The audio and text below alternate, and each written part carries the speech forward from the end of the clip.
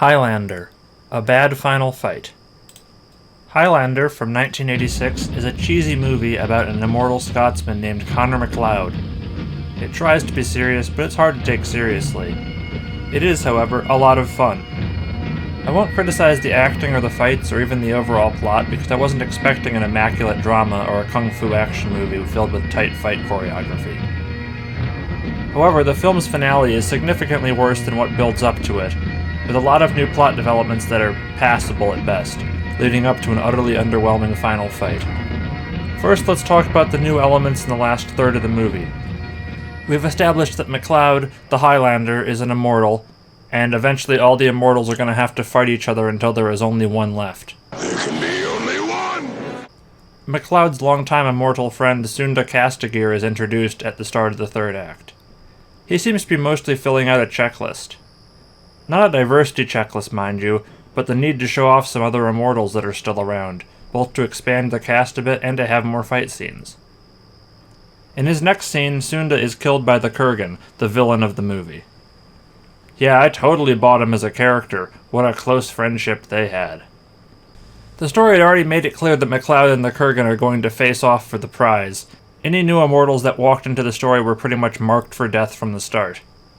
At least it's an attempt to give Sunda some character, though, as opposed to the nondescript guy MacLeod kills in the opening. Knowing the premise of the movie already, with the camera shots at the start of the movie, I thought MacLeod was intently watching the wrestlers, as that would be an ideal career for someone who's unconcerned about stunt injuries because they're immortal. We'll understand later this was a complete happenstance, and MacLeod just happened to be watching wrestling when he detected another immortal nearby.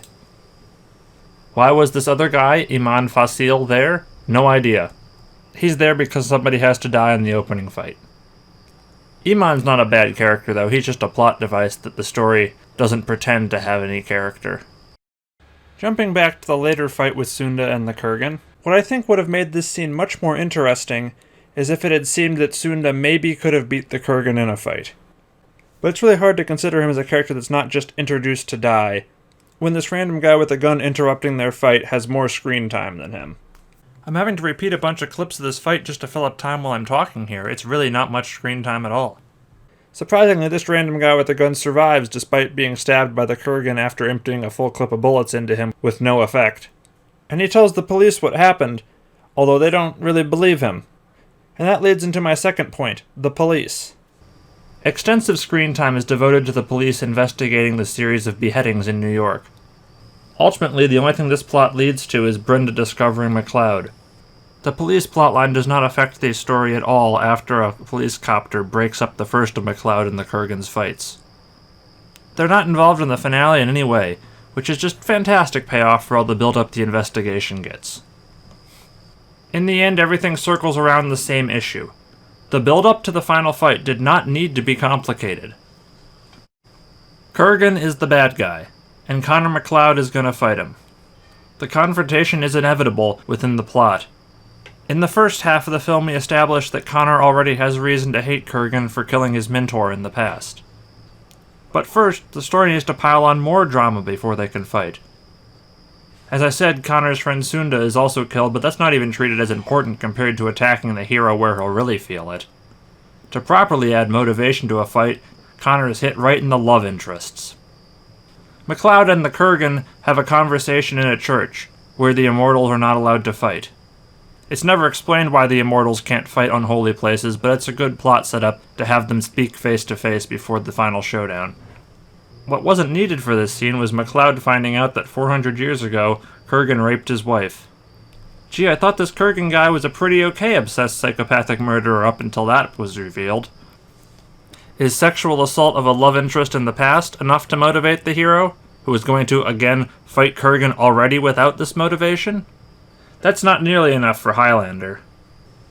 Connor's current love interest, Brenda, also needs to be kidnapped, and that just ruins the final fight.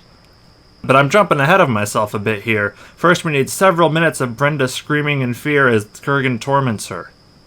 Not only is several minutes of screaming awful to listen to because it's several minutes of high-pitched screaming, it also ruins Brenda's character. She starts the film a strong independent female with her own goals in the story, and ends as a damsel in distress.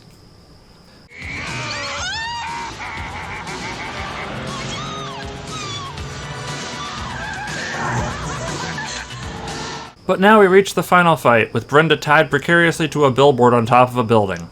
Now instead of getting to watch this fight, the film is constantly distracted by cutting to Brenda being in danger. Not only is this just annoying, it also ruins whatever flow the fight could have had if it were edited without Brenda in it. She makes one token contribution later in the fight, but it does not fix that she makes the scene dramatically worse. Really, the only thing that could have fixed this final fight that I was really hoping for, but I didn't get, was Freddie Mercury wailing over it. Queen did the soundtrack for this movie, but it's disappointingly restrained. Most of it is instrumentals that sound like, well, a real movie soundtrack.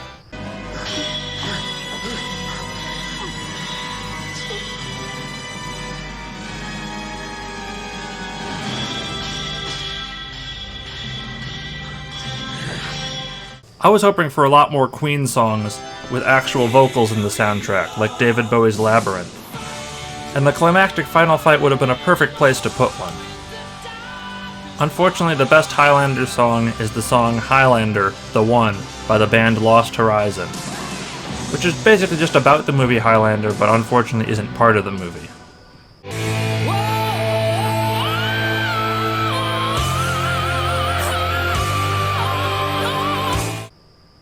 I'd hoped that Highlander would be around an 8 out of 10 for me, but instead I'm gonna give this a 5.